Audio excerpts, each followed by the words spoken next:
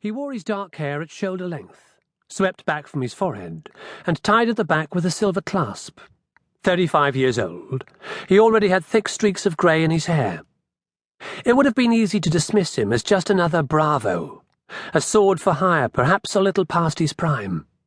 But there was a dangerous alertness in the way he carried himself, and the cold gaze of his single dark eye was disturbingly direct and unwavering. On his right hip, Hawke carried a short-handled axe instead of a sword. He was very good with that axe. He'd had a lot of practice. Fisher walked at his side, as though she belonged there, and always had. 32 years old, easily 6 feet in height, her long blonde hair fell to her waist, in a single thick plait, weighted at the tip with a polished steel ball. She was handsome rather than beautiful, with a raw-boned harshness to her face that contrasted strongly with her deep blue eyes and generous mouth. She dressed in pure white and black, just like Hawke, without even the softening touch of a cravat. She left her shirt half unbuttoned to show a generous amount of bosom, mostly to distract her opponents. She wore her shirt sleeves rolled up above the elbow, revealing arms corded with muscle and lined with old scars.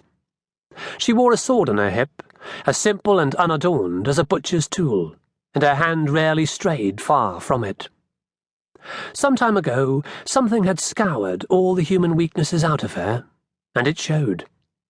Hawke and Fisher, partners, warriors, reluctant heroes, because somebody had to be. They tended not to get the ordinary run-of-the-mill assignments. They got the hardest, weirdest, most dangerous cases, because Hawke and Fisher were who you turned to when you tried everything else, including closing your eyes and hoping it would just go away. Even so, the early hours of this particular morning promised an unusual case, even for them. "I can't believe they're sending us to sort out a haunted house," said Fisher, kicking moodily at some garbage in the street that didn't get out of her way fast enough. "Do I look like an exorcist?" "It would seem more a job for a priest," said Hawke, "just to keep the peace. But if it means spending the coldest hours of the morning inside a nice warm mansion, with perhaps a nice cup of mulled wine and some civilized finger food close at hand, well, a man must go where duty calls. I can knock on walls and wave crucifixes around with the best of them. Ghosts always pick the biggest and most expensive houses to manifest in. Have you noticed that?" Fisher sniffed, staring straight ahead. "You're the one who reads those stories. I'm not sure I even believe in ghosts. We've run up against more than our fair share of weird shit in our time, from vampires and werewolves to beings of power from the Street of Gods. But we've never come across a single haunting.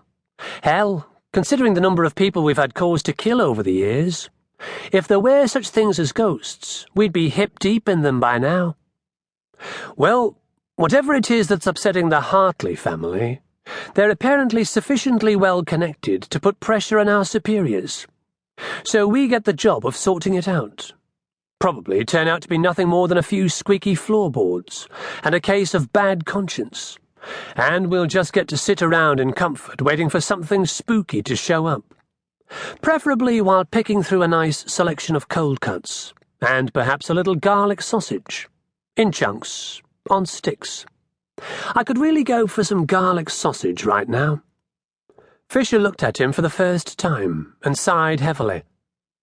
"I don't know why I bother putting you on diets. You never stick to them. You've no self-control at all, have you? I've seen hibernating bears with less of a paunch on them." Hawke glared at her.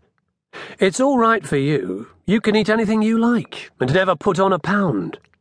I only have to look at a chocolate cookie and my waistline goes out another inch. It was turning 30 that did it. I should have never agreed to it. It's all been downhill ever since. I'll be wearing slippers next. And you wouldn't even touch those nice nut cutlets I made specially for you." "Let us talk about the haunting," said Hawke determinedly. "Suddenly it seems a far more profitable subject for conversation. The Hartley house is right on the edge of the north side, where things become almost